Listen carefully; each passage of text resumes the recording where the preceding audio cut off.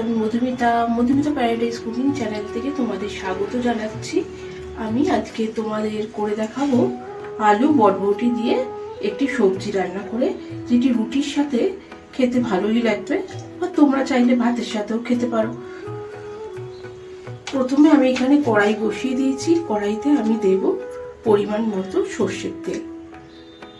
আমি রান্নাটি সর্ষের তেলেই করব, তোমরা চাইলে এটি হোয়াইট অয়েলেও করতে পারো।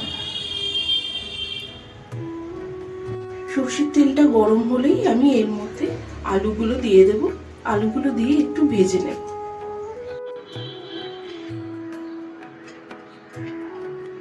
সর্ষের তেলটা আমাদের গরম হয়ে গেছে, এবার আমি আলুগুলো এর মধ্যে দিয়ে দেব।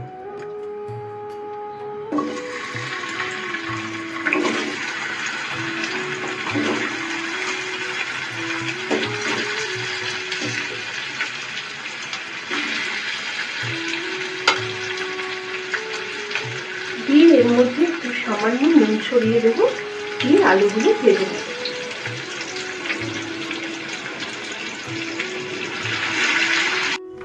আলু ভেজে আমি তুলে নিয়েছি।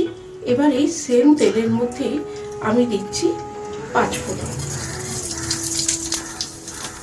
আর এখানে আমি হিং গুঁড়ো করে রেখে দিয়েছি, সেই হিংটা এর মধ্যে দিয়ে দিচ্ছি।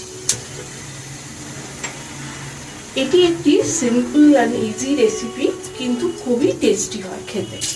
এবার একটি শুকনো লঙ্কা আমি চিড়ে এর মধ্যে দিয়ে দিলাম।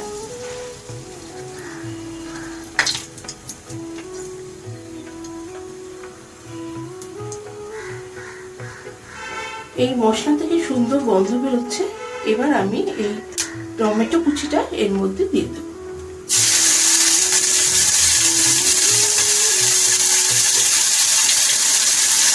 সঙ্গে দেব এই 4টি কাঁচা পাকা লঙ্কা,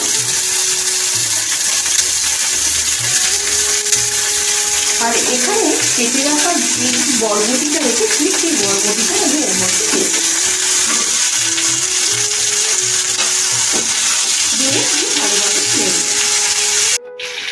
ভেজে রাখা আলুটা আমি এবার এর মধ্যে মিশিয়ে দিই।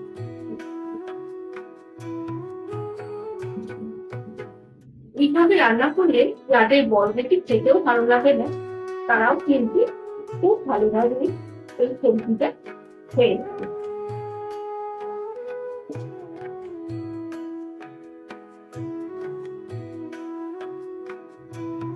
তারপরে এর মধ্যে আমি যেখানে পরিমাণ মতো হলুদ দিই।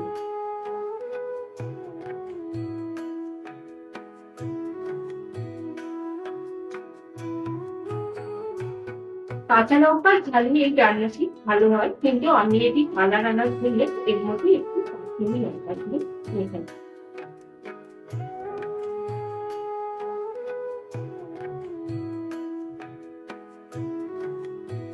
এবার এর মধ্যে আমি দিয়ে দেবো পরিমাণ মতো নুন।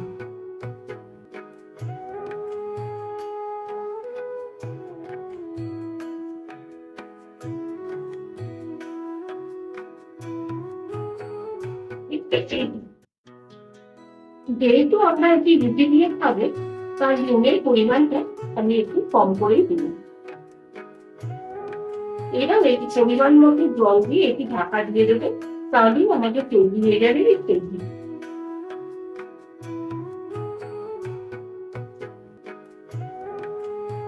তোমাদের যদি এই ছোটখাটো সবজির রেসিপিটা পছন্দ হয়, তবে চ্যানেলটিকে সাবস্ক্রাইব করবে, লাইক ও শেয়ার করবে।